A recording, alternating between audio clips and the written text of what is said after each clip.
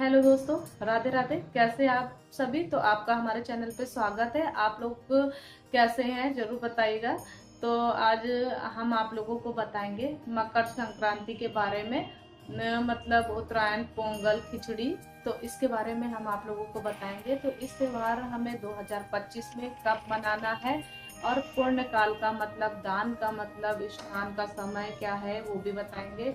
और 5 कार्य जो जरूर करने हैं वो भी बताएंगे हम आप लोगों को कि कौन से वो 5 कार्य हैं। तो बहुत सारी महत्वपूर्ण जो खिचड़ी से जुड़ी, मकर संक्रांति से जुड़ी जरूर बताएंगे।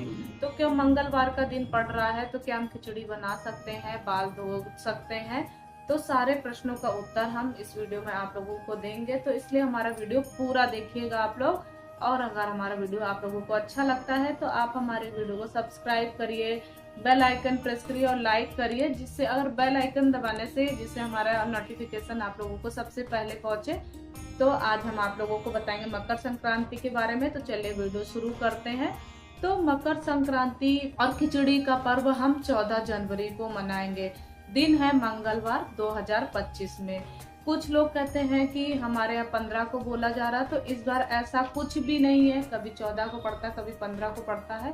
तो इस बार मतलब 14 को ही मनाया जा रहा है। और इसमें तिल का बहुत अधिक महत्व है और वीडियो में हमने पहले भी बताया है। और मतलब लग रहा है माघ में स्नान, तो 13 से लेकर 26 फरवरी तक माघ का स्नान भी कर सकते हैं आप लोग। अगर स्नान करना है माघ का स्नान, तो उस दिन हो सके तो आप लोग गंगा जी में जाइए, वहां स्नान करिए। अगर नहीं जा पाते तो आप गंगा जी में तिल मिला करके पानी में मिश्रित करिए, हर हर गंगे बोलते हुए सभी लोग स्नान कीजिए। और सुबह में ही जरूरी नहीं है, थोड़ा धूप निकला देर और ठंडी होती तो बच्चों को नहीं करा सकते। अगर नहीं करा सकते हैं, बहुत छोटे बच्चे हैं, तो आप बच्चों का मुंह हाथ धुला करके अच्छे से, मतलब कि गंगा जल मिश्रित जल से, तिल वगैरह से, तो उससे मुंह हाथ वगैरह दिला सकते हैं। बहुत छोटे बच्चे हैं तो आप देख लीजिए, लेकिन साफ सफाई कर दीजिएगा, चंदन टीका वगैरह लगा दीजिएगा। बूढ़े बुजुर्ग बच्चों का सब माफ होता है, उनका हाथ पैर धुला करके कपड़ा बदलवा दीजिए और गर्म पानी से शरीर को पोंछ करके कपड़ा जरूर बदलवा दीजिए, क्योंकि उस दिन होता है सभी अच्छे दिन की शुरुआत होती है और हमको करनी है। तो कपड़ा जरूर साफ सुथरे पहनना है, सबको पहना दीजिए। बूढ़े बच्चों का सब माफ होता है। तो दान क्या क्या करना है हमको, तो दान के बारे में बताएंगे कि दान में जैसे कि सब्जी और दाल, उड़द की दाल, काला तिल का बहुत महत्व होता है। तो काला तिल जरूर करना है। काला तिल का उड़द दाल वही होती है, अगर वो भी काली वाली हो तो बहुत उत्तम है। अगर नहीं मिलती है तो आप हरी वाली भी ले सकते हैं। तिल का लड्डू, चूड़ा चावल का लड्डू, दही चूड़ा। दही चूड़ा सब क्या नहीं चलता है, बिहार वगैरह में चलता है, हम लोगों क्या नहीं चलता है। तो मान लीजिए अगर हम पूजा करने के लायक नहीं हैं, पीरियड्स वगैरह हो गए हैं, तो इन सब चीज़ों का आप दान लगा सकते हैं। तो कर लीजिएगा, बच्चों से करवा लीजिए, किसी से करवा लीजिएगा। तो किसी मान लीजिए कि भगवान को प्रसाद बनाने लायक नहीं है, देने लायक नहीं है, हम पूजा करने लायक नहीं है, तो कोई बात नहीं, आप अच्छे से स्नान ध्यान कर लीजिएगा। तो बाल धो सकते हैं। तो मंगलवार का दिन है, अगर आपका मतलब पीरियड वगैरह का है तो आप धो करके स्नान ध्यान कर सकते हैं, या किसी और को भी धोना है तो आप धो सकते हैं, ऐसा कुछ भी नहीं है। मकर संक्रांति के दिन बाल धुल सकते हैं, आपको भी है। और अपने आप अगर पूजा नहीं कर सकते हैं तो आप अपने पति और बच्चों से करवा सकते हैं। बाकी जितना श्रृंगार करने लायक होता है तो उतना कर सकते हैं। और अपने बड़ों से आशीर्वाद लेना चाहिए, सभी को प्रणाम करना चाहिए। और जैसे हमारे रिश्तेदार है तो उनको शुभकामनाएं देनी चाहिए और उनसे भी आशीर्वाद लेनी चाहिए। तो बाकी अगर किसी चीज का हम दान नहीं कर पा रहे हैं तो ना करें, लेकिन अपने जो हमारे घर के बच्चे हैं, छोटे हो या बड़े हैं, उनको भी दान करना बहुत जरूरी होता है। तो आप उनसे भी दान करवाइएगा। तो छोटे बच्चों से चावल, तिल और पैसे, कुछ भी दक्षिणा दे सकते हैं आप, 10, 20, 5 जो भी, तो बच्चों से भी करवाइएगा दान। और जो बड़े बुजुर्ग हैं उनको भी करना है, छोटे बच्चों को भी करना है, सबको ही दान करना है। और दान करके ही हमको मकर संक्रांति मनानी चाहिए और खाना चाहिए। तो बहुत से लोग सोचते हैं कि बच्चों से नहीं कराना है, तो बच्चों से भी करा सकते हैं। आप जो दान करिए आप अपने घर में सबसे उसको टच करा लीजिए और जाकर के पंडित जी को दे आइए जाकर के। और नहीं जा पाते हैं तो आप लोग निकाल के रख दीजिए, लेकिन सबसे पहले रखना है, एक निकाल के एक साइड रख दीजिए आप उनके नाम से, और सब लोग स्पर्श कर लीजिए। फिर आप उसको अगले दिन भी दे सकते हैं। कि ऐसा नहीं है कि हमको उसी दिन करना है, नहीं जा पा रहे हैं तो क्या करें, तो ऐसा नहीं है, आप अगले दिन भी दे सकते हैं। और उसके आगे क्या है कि अपने घर में कलेश ना करें, लड़ाई झगड़ा ना करें, कि अच्छे दिनों की शुरुआत हो रही है और कभी जो व्रत त्योहार होता है तो उस दिन ऐसा कुछ भी ना करिए आप लोग, लड़ाई झगड़ा वगैरह अगर हो भी जा रहा है तो आप थोड़ा सा एडजस्ट करिए सभी लोग। और व्रत ये सब है, हमारा फेस्टिवल है, त्योहार है, तो बच्चों को लेकर कभी कभी हो जाता है, तो उससे बचना चाहिए आप लोगों को।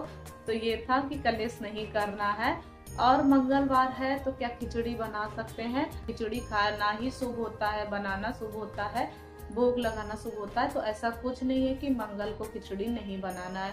तो वैसे मंगलवार को एक दाल चावल एक में मिला के नहीं बनाया जाता है, लेकिन खिचड़ी के दिन सब भगवान, वो त्योहार ही है तो उस दिन खिचड़ी बना सकते हैं। तो ये हो गया।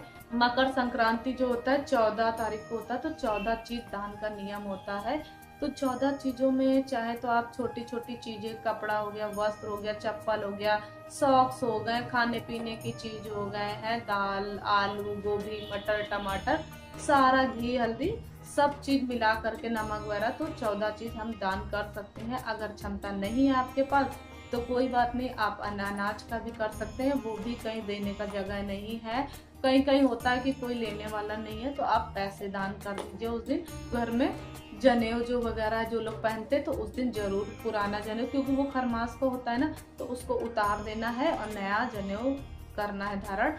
और बर्तन वगैरह भी दान कर सकते हो आप, जो भी आपको करना, जितने आप सक्षम हो उतना आप दान कीजिए। जरूरी नहीं है कि देखा तो नहीं या बोल दिया तो करना ही है, आप नहीं सक्षम हो तो बाकी अपने हिसाब से आपको करना है। और जल जो होता है कि सभी को देना है उस दिन, सूर्य भगवान को। अगर नहाते हैं बच्चे तो बच्चों से भी आप जल दिलवाइए, बच्चे भी जल दें सूर्य भगवान को। उसमें गुड़, थोड़ा सा चावल, थोड़ा सा काला तिल डाल करके मकर संक्रांति के दिन तांबे के लोटे से, और नहीं है तो आप पीतल के लोटे से भी जल देना है। और एक लाल पुष्प नहीं होता है तो आप रोली डाल लीजिए। और जो लोग गंगा नहाने गए हैं तो वो लोग अपना वहीं लेकर के जाएं और वहीं पे ही आप लोग सूर्य भगवान को जल दें। और जो घर में है तो उनके लिए घर में है।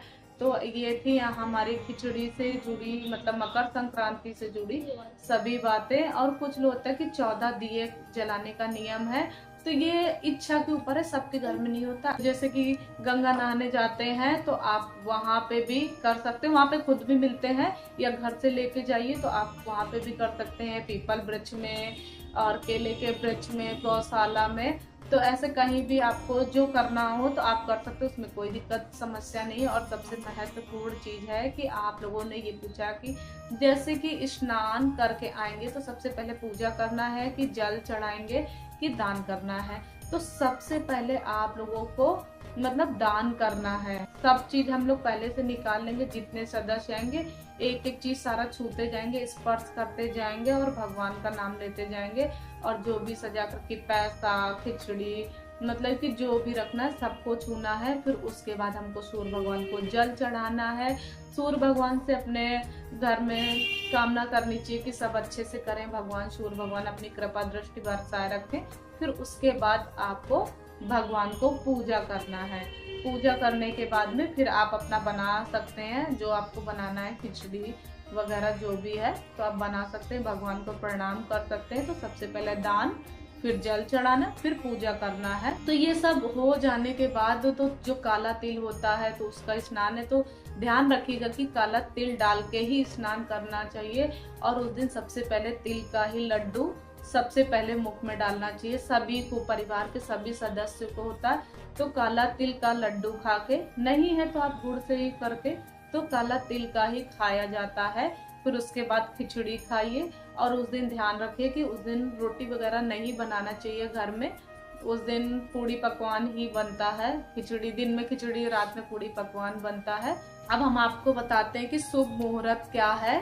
तो शुभ मुहूर्त है सुबह 9 बजे से ले करके और शाम को 5:30 बजे तक आप लोग स्नान भी कर सकते हैं और दान भी कर सकते हैं।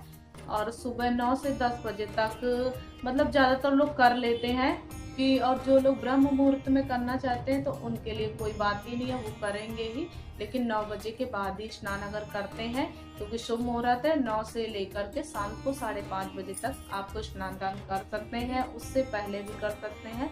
उस दिन पूरे दिन स्नान दान करते हैं, तो ऐसा कुछ भी नहीं है। तो जिनको मुहूर्त देखना है तो उनके लिए है ये।